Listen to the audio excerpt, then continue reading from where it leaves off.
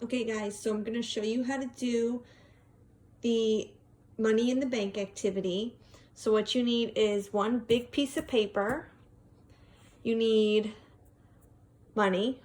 Doesn't matter what kind. You can use pennies, dimes, quarters, nickels, because the activity is not about coin identification or coin value. It's just about counting. I'm using Post-it notes. I'm going to use pink and blue. I'll show you why in a second. But if you don't have two colors, that's fine. If you only have one color, that's fine. If you don't have Post-it notes at all, that's okay too. But the point is you're going to want to make a little square. So you can even just draw on the square with a marker. So I made my bank. Here's my bank, Miss Jillian's bank. And then you're going to want to make a few squares. I'll do some more after. Again, it's just about counting. So if you only want to do counting up to 5, you can make 5 squares. I'm going to start with 4. So you can draw on a square with a marker, but I like it to be a little colorful, so I stuck a pink Post-it. So the first square is going to have 1 coin. So again, it doesn't matter what kind of coin it is, we're just counting. So I'm just going to grab a coin. So here's 1 coin. So I put 1 coin in the bank. And then I'm going to take my different color Post-it and my marker, and I'm going to write 1. So now,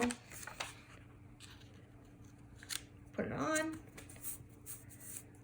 1. So you see why I said you don't need 2 Post-its?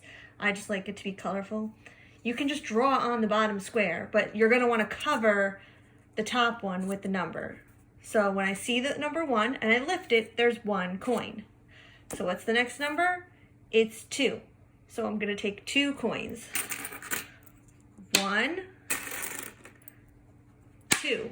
1, 2. 2 coins. So again, I'm going to write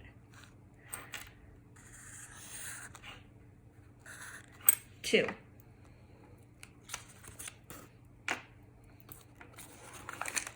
My marker keeps rolling away. There we go. 2.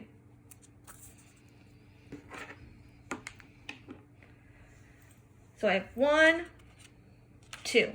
And you're going to continue as you go. You can do it up to 10. You can do it up to 5.